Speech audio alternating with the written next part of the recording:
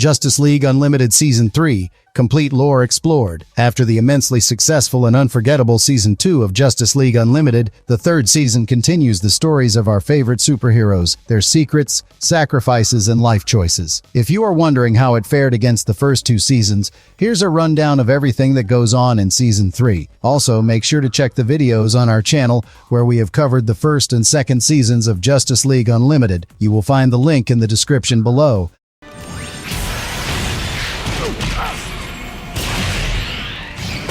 I Am Legion. The events of Episode 1 occur sometime after the massive Brainiac vs. Justice League showdown. The episode opens with Lex Luthor escaping on a prison van and getting surrounded by police, but someone rescues him. Superman, Shiera, and Aztec arrive at the scene to investigate, where they meet Federal Agent Faraday, who is now the official liaison between the Justice League and the Attorney General. The Key takes Luthor to meet Grodd, who shows his headquarters emerging from the marsh. Grodd introduces his secret society, the Legion of Doom, a co-op where villains work together for independent projects and help protect each other from the Justice League in exchange for money. Although it's an updated version of the Legion of Doom, as seen in Super Friends, DC was against the idea of what they felt was a dorky name, and with the absence of Grundy, Grodd's secret society was used for the plot. Luthor refuses to join, but Grodd coaxes him by showing a tiny stone with the remnant of Brainiac. Brainiac appears only to Luthor and asks him to cooperate with Grodd. Meanwhile, Flash, Shiera, Fire, and Ice are under monitoring duty as they work from inside the Metro Tower,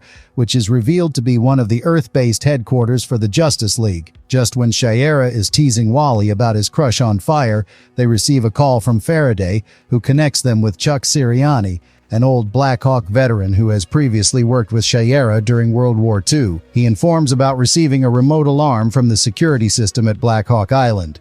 As expected, Luthor, accompanied by the Key and Dr. Polaris, has been entering the island. The villains encounter a giant iron robot as they try to enter a hidden bunker. Shiera, accompanied by Flash and Fire, flies to the island, and Fire tries to flirt with a shy Flash. Shiera mentions Fire as Brazilian, which has several innuendos, like her descent and relationship with Ice. Makers also had to face trouble with her powered-up design as it had to be reanimated so that it did not appear too naked as per the broadcast standards. They are soon attacked by gigantic robotic vultures, but Chuck comes to the rescue. As the four of them enter the island, we see Luthor breaking into a vault, triggering more defense mechanisms to prevent the heroes' team from arriving in time. In one of the sequences, the costumes of villains from the Black Hawk tales are displayed in the Black Hawk Museum. Moreover, the robotic giant attacking the villains also resembles the Iron Giant. The heroes get past every obstruction and confront the arrogant villains who put up a fight but are quickly subdued. Yet, at the last moment, Luthor takes Chuck hostage to escape with stolen items and his group. Luthor starts a self-destruction timer, but Chuck escapes and helps Shiera stop the timer. Luthor returns to the Legion headquarters and hands over the Spear of Longinus to Grodd, which he has stolen from the compound. The spear is something that was even craved by Hitler, but Grodd intends to hang it in his office and refuses to hand over the piece of Brainiac as he expects more favor from Luthor. Although infuriated, Luthor agrees when Brainiac's apparition asks him to play along. On Black Hawk Island, Shiera and Chuck pay respect to the Black Hawk Memorial as Flash and Fire look over. As new evil mechanisms are set in motion, we can now gear up for more extraordinary clashes and warfare.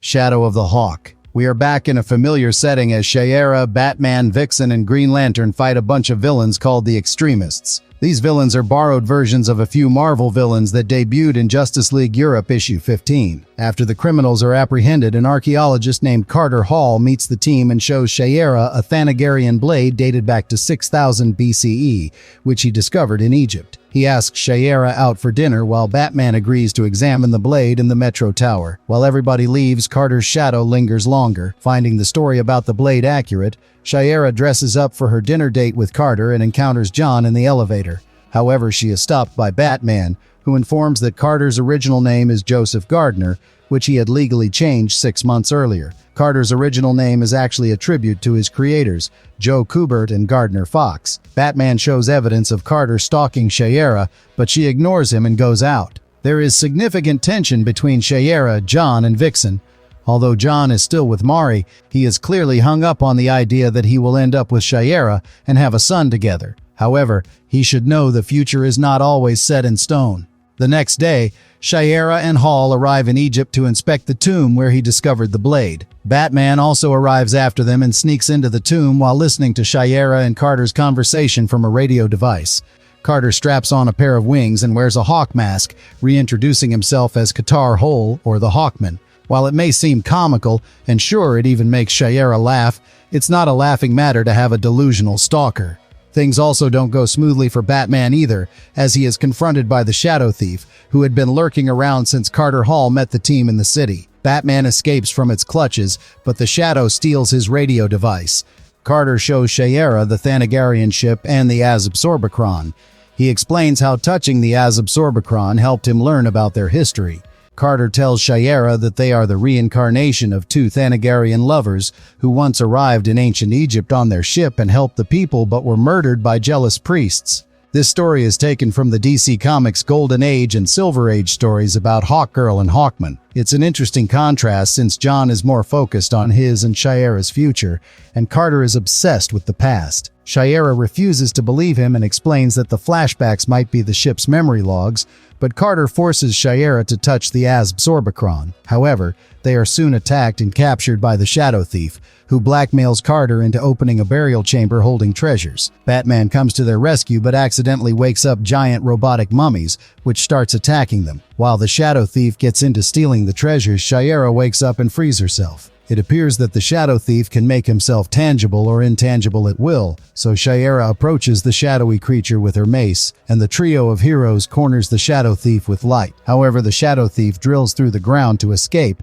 resulting in the collapse of the tomb. As the heroes escape, Hawkman tries to return for the Azabsorbicron when Hawkgirl knocks him out to stop him. Hawkman insists on being Shiera's soulmate and leaves, promising to wait for her. As DC was against making Hawkman evil and had already used Hro Talak, they introduced Carter as a reincarnation of Qatar Hole based on the Golden Age comics. Shiera confronts Batman about the bug he planted on Shiera, and while they speculate about the story of reincarnation, the final scene shows a sarcophagus in the ruins, with two mummies holding hands.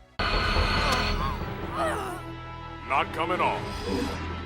Chaos at the Earth's core. The unexpected pickup of the show for another season has also quantifiably led the Justice League traveling to far and wide distances. In the previous episode, some members were taken to Egypt, while episode 3 starts in Tokyo, but only if that was the end of it. We find a Justice League team comprising Green Lantern, S-Tier-IPE, Stargirl, and Supergirl taking down a giant turtle monster in Tokyo. The turtle monster is a parody of Gamera, a fictional monster from Japanese films. However, its red hair is a reference to Jimmy Olsen, the giant turtle boy from the Superman comic. With the new season, the Leaguers have obtained some upgrades. For instance, Supergirl wears her iconic blue vest attire, while STRIPE's new armor appears to be a standard size for Pat Dugan as he doesn't have to climb and get into the armor. The popularity of Supergirl annoys Stargirl, and it definitely doesn't help that there is a Supergirl convention in Japan. Stargirl cribs about Kara with her stepdad Pat Dugan, while Supergirl flies the team back to base. During their flight back to the Metro Tower, their ship gets dragged down to the core of Earth. The core appears as a subterranean land with a red sun and its own ecosystem. Soon, the group is attacked by lizard-like creatures riding dinosaurs. Supergirl's powers do not work, and she has to take cover. However, a white-haired man named Travis Morgan, who calls himself the Warlord of Shambhala, appears with a gun and helps the group. He takes the group to his home and introduces them to his daughter Jennifer, who claims to have summoned the Leaguers for help. Morgan shares that he was an Air Force pilot who crashed into this land called Skartaris, where he raised a family. While Skartaris and its inhabitants are taken from Mike Grell's Warlord comics, the episode's title was changed from Heart of Stone to Chaos at the Earth's Core as a reference to an Edgar Rice Burroughs novel of a similar name. The producers have further explained that Skartaris is in a pocket dimension. Morgan explains that an evil wizard named Deimos has recently started using advanced technology to gain power and obtain the Great Stone hidden deep within a temple. The appearance and voice of Deimos are based on Sir Christopher Lee, who is also famously known for playing the evil wizard Saruman in the Lord of the Rings saga. A lizard soldier informs Deimos about the Justice League team and draws the Superman crest on the sand. Deimos kills the soldier but shows the sign to his advisors, who are revealed to be Metallo and Silver Banshee. While this might be a bit startling, we can definitely sense the involvement of Grodd's secret society in such affairs. As Supergirl promised to help Morgan, he takes the team to a temple where they meet the warrior king Machiste. Machiste explains how the monks of the temple healed him from the Black Death with the help of the Great Stone. However, the stone is revealed to be a giant piece of kryptonite, which weakens Supergirl. The team jumps to protect Supergirl, and just then, an injured Jaguar enters the temple and changes into Shakira, one of Morgan's soldiers.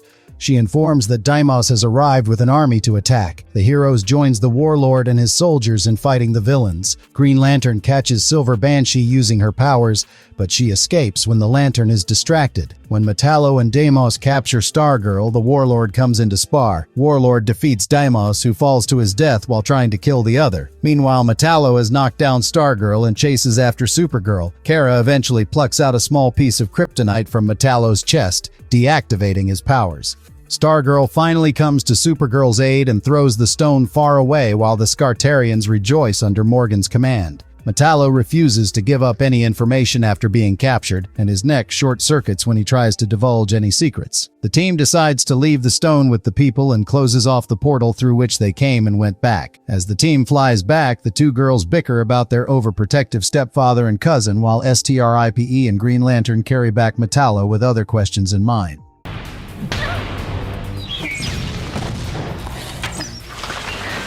To another shore. Just like the previous 3 episodes, the story of the Justice League now unfurls in the Scandinavian mountains, where large chunks of ice break from a glacier to reveal an ancient Viking ship. A serious game of one-upmanship is afoot, with the secret society making its moves everywhere. In the Watchtower, John monitors and manages 23 missions together, some of which are most likely orchestrated by Grodd. Diana comes out to meet Joan in formal attire as she prepares to attend a diplomats' meeting in Scandinavia to address global warming. Green Arrow is also watching the missions as Mr. Terrific and John work together. He encourages Diana, but she seems nervous about representing her mother and tries to persuade the Martian to join her. Diana points out that Joan has spent 2 years cooped up in the Watchtower while not interacting with humanity. As Martian refuses vehemently, Diana leaves for the summit. Elsewhere, the Legion of Doom is shown to be in a meeting where Luthor reports on scientifically advancing the powers and abilities of the members. Grodd then tells the story of the Viking Prince John,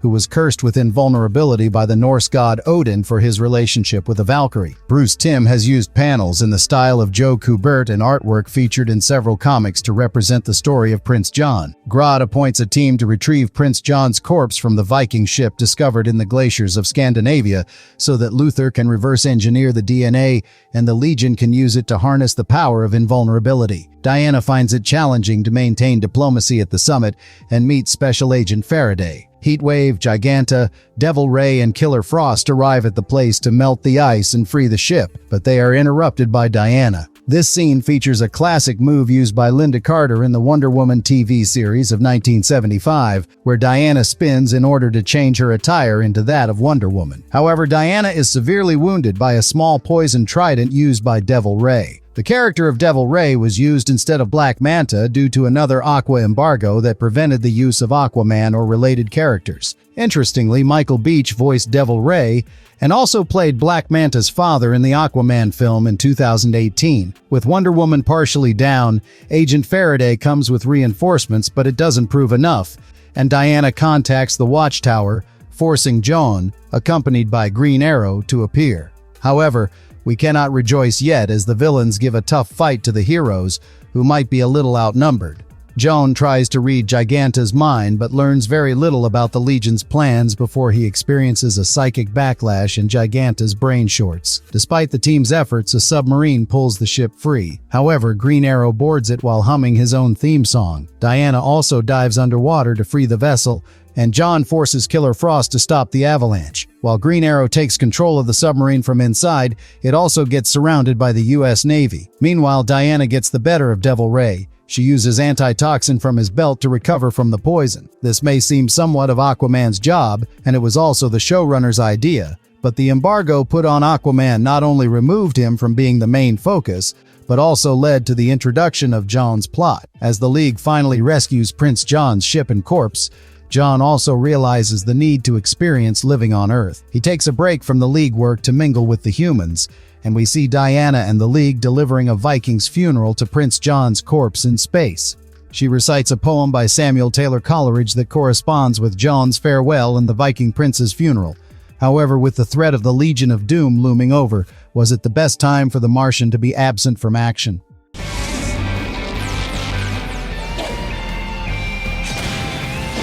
Flash and substance. In what we may call the most entertaining plot so far, Episode 5 starts with Mirror Master, Captain Cold, Captain Boomerang, and Trickster hanging out in a rogue's bar discussing their grudges against the Flash. They decide to kill him on Flash Appreciation Day, which is the next day. The following morning, a joyful Wally West takes a half day at work and heads to the Watchtower.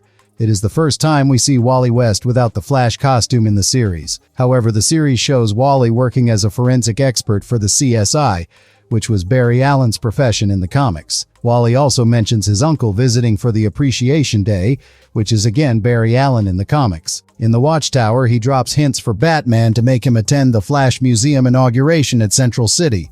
While Batman agrees, a wearisome Orion agrees to accompany him. Orion even goes on to call Flash a buffoon, which is a gross misconception, especially with Flash's role in defeating Brainiac Luthor and other major supervillains. Back in the city, Mirror Master lures Flash into an abandoned building and uses lasers to kill, but Flash escapes quickly. After Flash receives an honorary key to the city, he is bombarded by explosive boomerangs, and then a giant boomerang-shaped ship takes hold of him and heads for the mountain.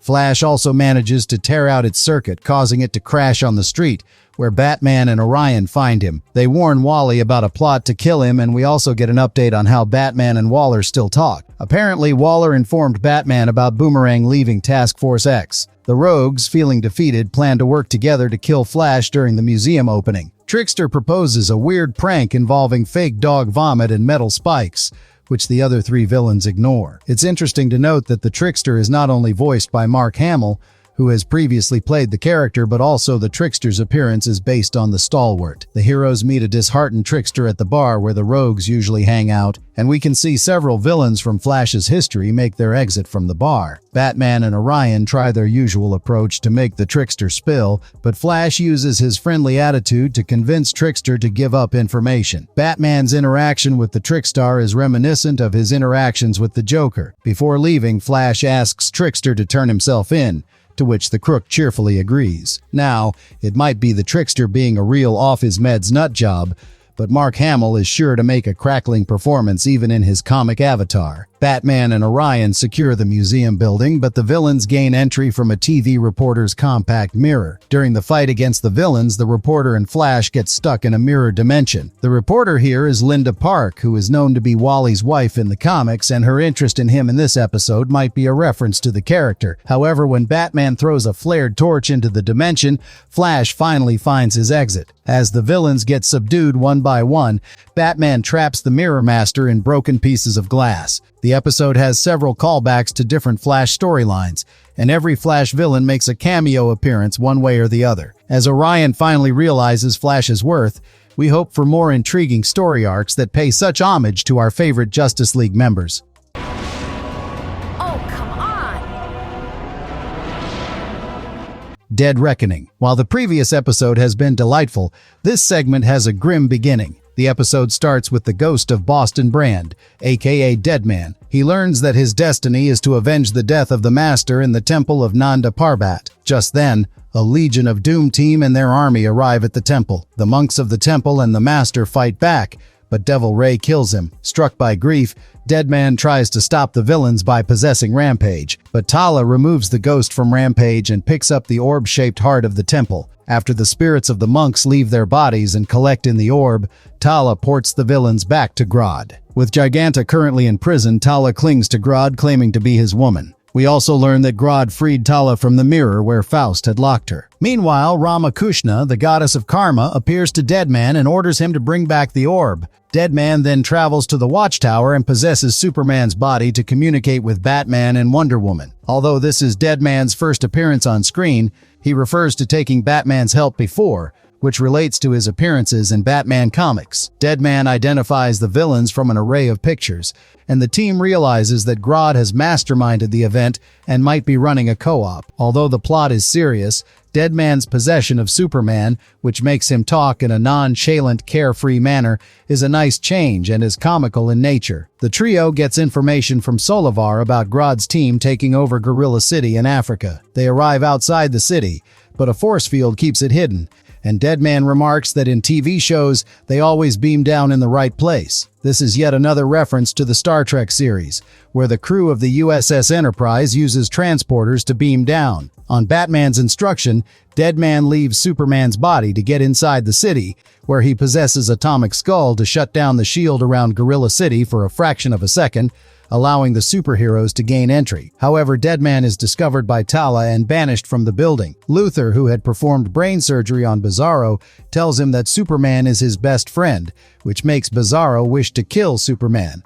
Just like in the comics, it appears that Bizarro now has a warped sense of understanding where he might be construing things just the opposite of what they are. While the heroes fight the villains, Deadman possesses Wonder Woman for a short while to get his revenge on Devil Ray but decides not to kill him. Meanwhile, Grodd, Tala, and Luthor place the orb in a power source that can send energy across the planet. Grodd inserts a genetic reconstruction matrix that transmits energy, turning everyone on Earth into apes. There's no denying this was the most stupid plan of all, and Luthor seems to share our disappointment. However, the villains escape before Ape Superman destroys the controller, bringing everyone back to normal. Things still go awry when Devil Ray tries to shoot Wonder Woman, but Deadman possesses Batman's body to shoot him instead, resulting in Devil Ray dying electrocuted. This further devastates Batman, who pledged never to use a gun. This also affects the balance of life, as Ramakrishna shows Deadman how the machine's destruction restored the souls of the monks in their bodies and also revived the Master. Although killing Devil Ray was unintentional,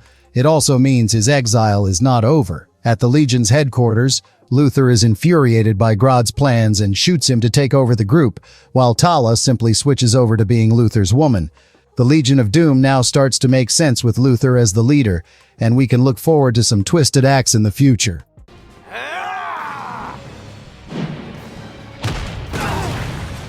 Patriot Act. After focusing on Legion of Doom, it's time for another standalone story. A black and white sequence shows the Spy Smasher invading a secret Axis laboratory during World War II to steal a syringe of the experimental super soldier serum made under the Führer's order. It is then revealed that General Eiling has been reading an old case file on the serum. He meets Amanda Waller over dinner and probes her into standing against the Justice League. It's quite satisfactory to learn that both of them have been reprimanded for their actions concerning Cadmus, and Eiling is now demoted to desk duty. While Amanda is willing to work with the League, Eiling is still a fanatic patriot. Back in the Watchtower, Mr. Terrific is in charge of managing the deployment of the Justice League.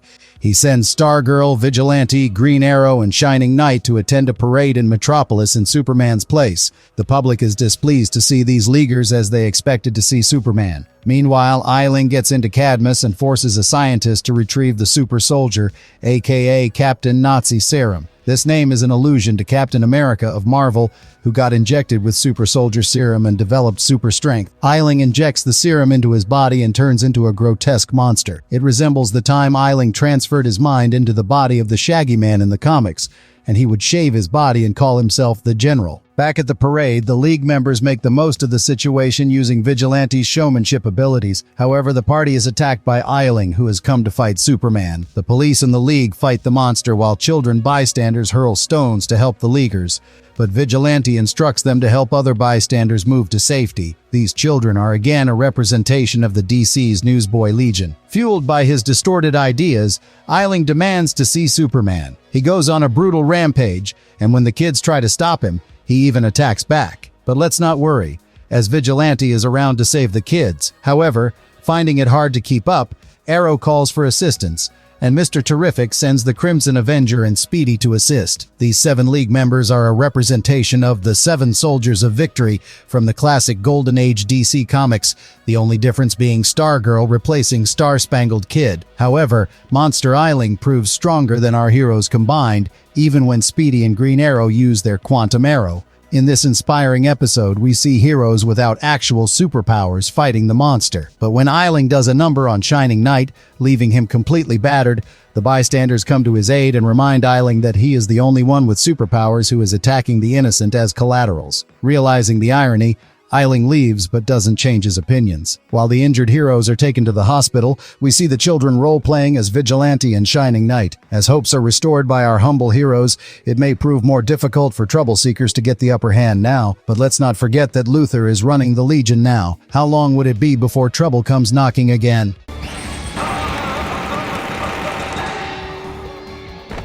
The Great Brain Robbery. As we step into Episode 8, things are not going as planned for Luthor, as he keeps trying to resurrect Brainiac but fails repeatedly. He is also questioned by his fellow evildoers, but he assures them that they will find a more effective way of making money. Luthor also goes to Grodd, who is now restrained using mechanical contraptions, but when Grodd refuses to give up information, Tala and others help Luthor use Grodd's mind control helmet to access Grodd's knowledge for using the piece of Brainiac. At the exact moment, Dr. Fate tries to trace Grodd's location by accessing the ape's psychic resonance left in Flash's mind. The scene also features Red Tornado, voiced by Powers Booth, speaking for the first time. As the two processes coincide, Luthor and Flash's minds get accidentally switched, resulting in Luthor as Flash running around the Watchtower and causing much destruction. Luthor points his fingers at one of the staff's heads, threatening to vibrate into his brain. It reminds us of the same way Reverse Flash killed Iris Allen in the 1979 Flash comic issue number 275. Throughout the episode, Luthor as Flash displays various ways Wally's Flash could have used his powers, and obviously this is an exciting way to showcase those powers. But then again, most of these abilities pose a significant danger, and perhaps that is why the real Flash doesn't use them. Meanwhile, Flash as Luthor is shocked and confused to see the Legion surrounding him, raising further suspicions among the Legion members. Tala clings to him and warns him about Dr. Polaris's plan for a rebellion. At the Watchtower, Luthor tries to trap the League members and tries several ways to escape, while at the Legion, Flash finally meets the villains in a meeting. As if it were not obvious enough, Flash keeps referring to himself as Luthor, an evil man with a criminal mind. It's pretty hilarious to watch Flash unintentionally make a fool of Lex Luthor in front of the Legion members. But what's truly worth praise is Clancy Brown's most amusing performance of Flash as Luthor. This is perhaps why the producers offered more screen time to him than Michael Rosenbaum, who also played young Lex Luthor in the Smallville series. Flash still manages to learn about what Luthor and the villains have planned. Tala takes him to his chambers and spends some personal time with him, simply ignoring the protests of poor Flash. Tala enjoys the company of changed Luthor, while in the Watchtower, Luthor as Flash peels open the Flash mask but gets disappointed to see an ordinary redhead young man. When Flash as Luthor meets Grodd, he is further taken aback by the fact that Grodd is aware of the switch. Grodd sarcastically comments that he is Charlton Heston, who in reality is one of the actors in the Planet of the Apes movie. However, Grodd only wants to enjoy the show, so Flash as Luthor joins the Legion to steal 100 million newly minted euros shipped from Casnia. Meanwhile, fake Flash is cornered in the Watchtower cafeteria and causes a mess, but has to gobble up food to maintain Flash's metabolism. Dr. Polaris and Sinestro perform the Great Train Robbery while Flash as Luthor and Tala assist them. This is also where the episode takes inspiration for the title of the episode, which is named The Great Brain Robbery. On the other hand, after fending off Green Lantern and others, Luthor finally gets access to the controls and sends a message to the Legion about the switch. Flash also takes the same opportunity to send his coordinates to Mr. Terrific, who dispatches Ice, Dr. Light, and Steel to the scene. The team fights the villains and retrieves the money, but the villains escape with Flash as Luthor as their prisoner. Luthor as Flash tries to escape from the bridge, but Mr. Terrific shuts the artificial gravity, making him fall and knocking him out. Dr. Fate restores the minds, and Flash proves himself to be the real one, but things prove difficult for Luthor, who gets challenged by Dr. Polaris. However, Luthor uses his belt to get free and imprison Polaris, warning others that while he augmented everybody's abilities, he also installed the ability to override their powers. The episode ends with the villains perhaps being more terrified of Luthor than others.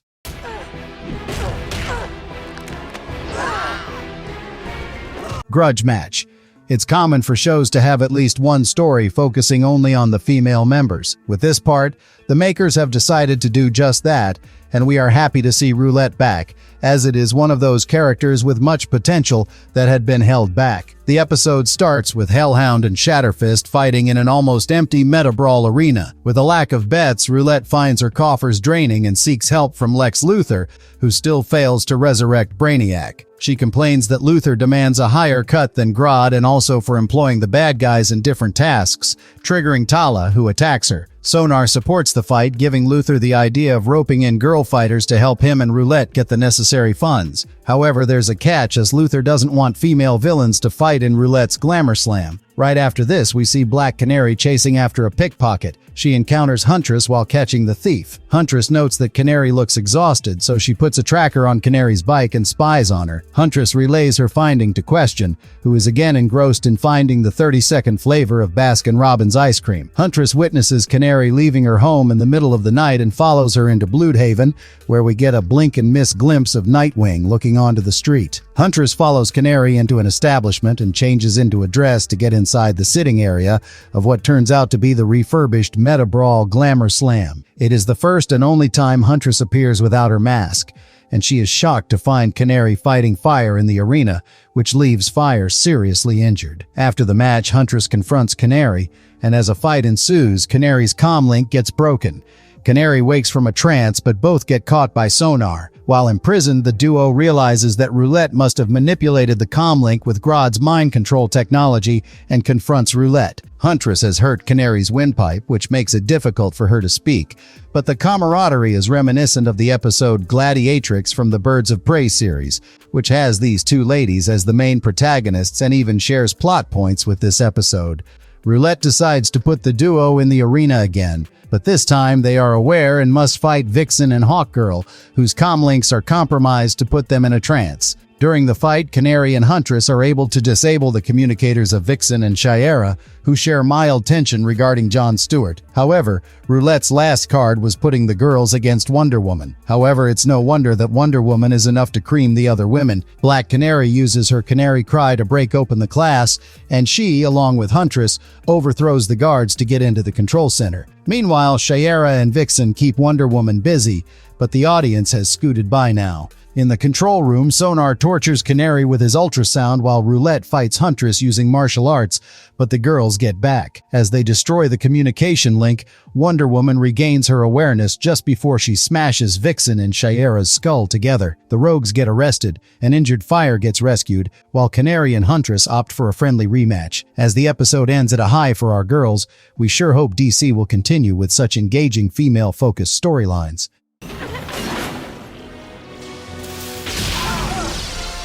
Far From Home. Although we are not far away from the climatic finale, it looks like time travel is still not over for the Justice League members. The 10th episode takes the story into the 31st century in the future, with Brainiac 5 and Bouncing Boy discussing how records show 3 members of the League will travel to the future, but only 2 will return. They find this as an opportunity to bring 3 randomly chosen Leaguers into the 31st century to get help in rescuing the rest of their members. At present, Kara is spending her 21st birthday fighting robotic versions of supervillains as training simulations under the supervision of Green Lantern. While watching them from the control center, Green Arrow implores Superman to talk with Kara to make her feel better, as she has lived most of her life on another planet. When Kara sets a new record, Green Arrow joins Supergirl and Lantern, but suddenly, a flash of energy engulfs them, taking them to the 31st century. Brainiac 5 and Bouncing Boy meet them and share their need for help in fighting the Fatal Five. Interestingly, the DC animated movie Justice League vs. the Fatal Five, 2019, featured the present version of the League, whereas the Fatal Five and Legion of Superheroes both appear in this episode. Brainiac 5 mentions that he is the organic descendant of the original, which indicates Brainiac's ability to manipulate DNA, which must be why Brainiac 5 has a similar facial structure as Superman, hair as Richie Foley, and Luthor's 12th level intellect. Brainiac 5 and Bouncing Boy also share that they are the only remaining members of the Legion of Superheroes, as the rest are captured and mind-controlled by the Fatal Five. However, they they suspect that Supergirl might die during the mission and keep it a secret from her. Although Supergirl is first wary of Brainiac 5, she starts developing a crush after he reveals his intentions. The group soon meets Emerald Empress and Persuader from the Fatal Five, who are able to put Green Lantern and Bouncing Boy under mind control. After they escape, Green Arrow, Supergirl, and Brainiac 5 plan a counterattack. Green Arrow also plays Cupid in bringing Supergirl and Brainiac 5 together. Supergirl and Brainiac 5 make use of the communicator to trace John Stewart. However, when Supergirl volunteers to protect the Capitol plant alone, Brainiac 5 comes clean about Supergirl's future. This does not deter her as she kisses him goodbye and leaves to protect the planet, leaving Brainiac 5 and Green Arrow to destroy the Fatal Five ship and their mind control technology. An intense fight with the mind-controlled Legion of Superheroes and Green Lantern leaves Kara weak and battered. The other Legion of Superhero members featured in this episode include Wildfire, Shadow Lass, Colossal Boy, Chameleon Boy, Block, and Timberwolf. Meanwhile, Brainiac 5 and Green Arrow are able to deactivate the mind control machine but get thrashed by the Fatal Five until the Legion of Superheroes arrives to save them. The scene where Green Lantern picks up an unconscious Supergirl is a direct homage to the cover of Crisis on Infinite Earth issue 7, where Superman similarly holds Supergirl's corpse. However, Supergirl survives in this episode and refuses to return to the present, as she finds the future planet more agreeable and wants to stay with Brainiac 5. Likewise, a new comic series called Supergirl and the Legion of Superheroes was released soon after the broadcast of this episode. Things get emotional and complicated when Green Arrow and Green Lantern return to the present with a cube containing Kara's message for her cousin. Superman is pleased with Supergirl's decision but regrets never telling her how proud he feels for her. However, he asks Green Lantern and Arrow about Kara's boyfriend, which puts them in a difficult position. Now, how would you tell someone that their cousin is dating a descendant of their most hated person?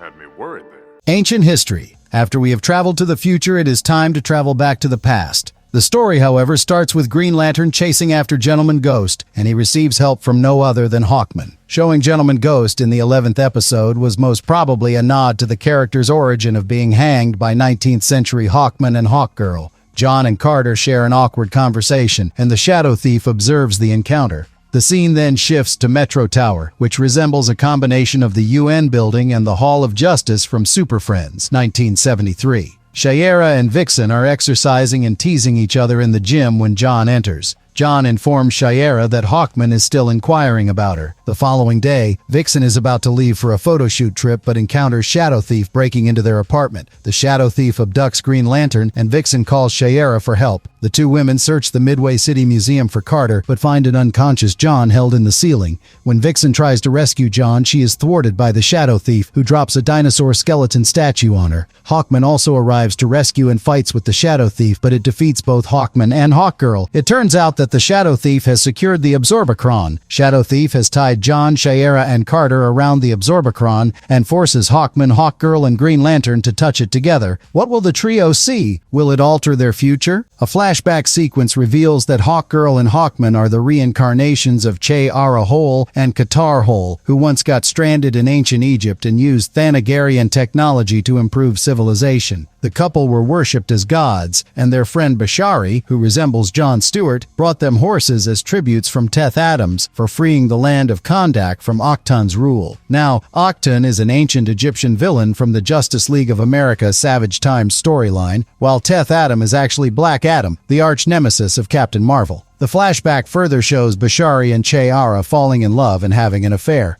It is perhaps one of the rarest times when DCAU featured some mature content. The scenes in the flashback are often similar to episodes from the previous Justice League series like Wild Cards and Starcrossed. The priest Hathset watches the couple and plants the seed of suspicion in Qatar Hole. When Qatar witnesses Bashari and Che-Ara kissing, he loudly wishes them dead, which is overheard by Hathset, who takes up the job of poisoning Che-Ara and Bashari. However, Qatar Hole is devastated to find his wife and friend dead. He commands Hathset to get out, holds Che-Ara's limp body, and drinks the poisoned drink himself. Qatar dies holding Chayara's hand, just like the sarcophagus shown in episode 2 of this season. As Green Lantern, Hawkgirl, and Hawkman wake up from the flashback of their tragic past, the Shadow Thief reveals himself as a manifestation of Carter Hall's deep and dark desires, released when he first touched the Absorbicron. But if you are wondering if Hathset has any incarnations, it's Kragger, which is quite obvious as both the characters are voiced by Hector Elizondo and might be sharing similar feelings for Hawkman. The Shadow Thief encourages Carter to kill John to get Chayara, and just like John, we are a little worried until Carter proves to be a real hero as he helps John and Chayara break free. John rushes to rescue Vixen while Carter absorbs the Shadow Thief and apologizes to Chayara. Later, Vixen can be seen recovering from the injuries, and John finally decides to tell Chayara the truth about their future son, Warhawk. John decides to stay with Vixen, but as per Bruce Timm, Chayara and John eventually get together to have Warhawk. Although that story is left for speculation, we see Chayara meeting Batman to ask him about her future son.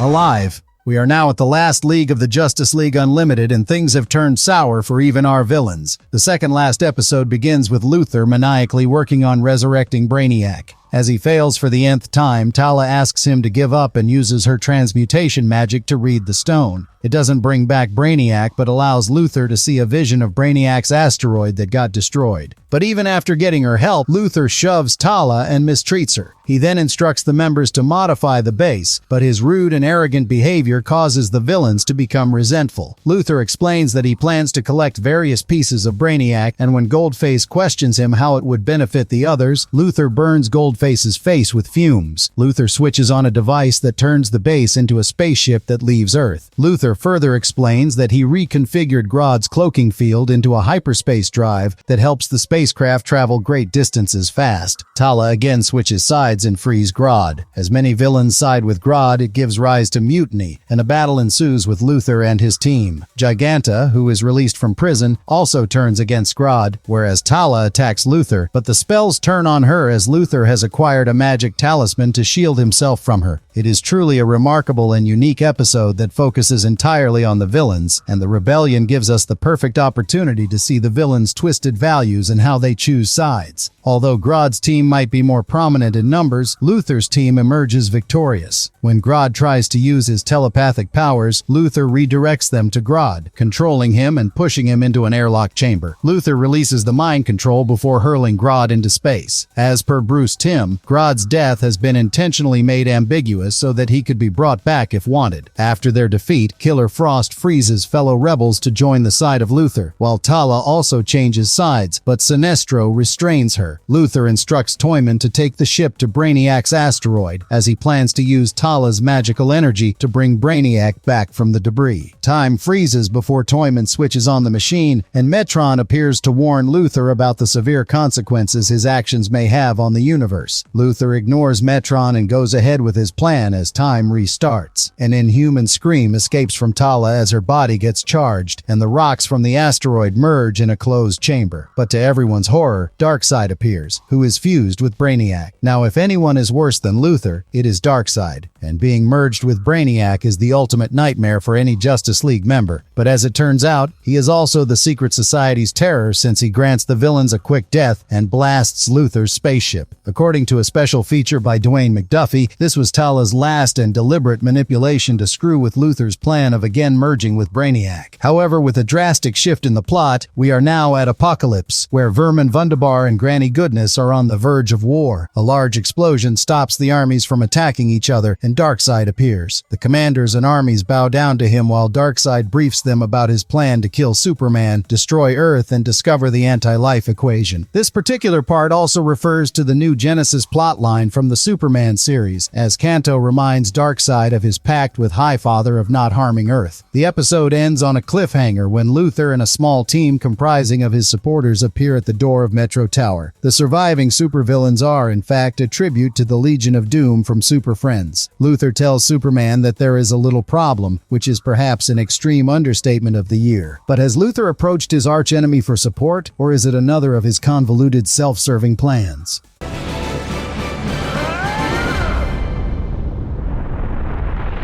Destroyer. There's no time to waste for the Justice League with news of Darkseid returning for Retribution. The final episode starts with Luthor warning the Justice League about Darkseid's resurrection and recounting how they escaped the blast. A flashback shows the actual events, even the ones that Luthor left out in his retelling. Sinestro and Star Sapphire protected the Legion, but when Lightray from a nearby New Genesis arrived to help them, Evil Star blasted him from behind, and Luthor picked up his mother box for returning to Earth. Simultaneously, the League receives a message about boom tubes opening up across various cities on Earth, letting apocalyptian fleets appear. One by one, all the League members get teleported to multiple cities on Earth, while Batman agrees to let the League work with the remaining villains to stop Darkseid and his parademons. A superb montage shows the League members suiting up and being teleported to different cities on Earth. Ice encasing herself in a block of ice to change into a costume reminds us of Bobby Drake's transformation from an 80s Spider-Man show, while Hawk and Dove are also shown to be fighting after their short one-episode stint in Season 1. It might be a little funny to see even Carter Hall head out with his axe, but let's hand it to the guy for being the effervescent hero. However, what we truly look forward to is how Batman, Superman, and Lex Luthor team up to fight the ultimate boss. Surprisingly,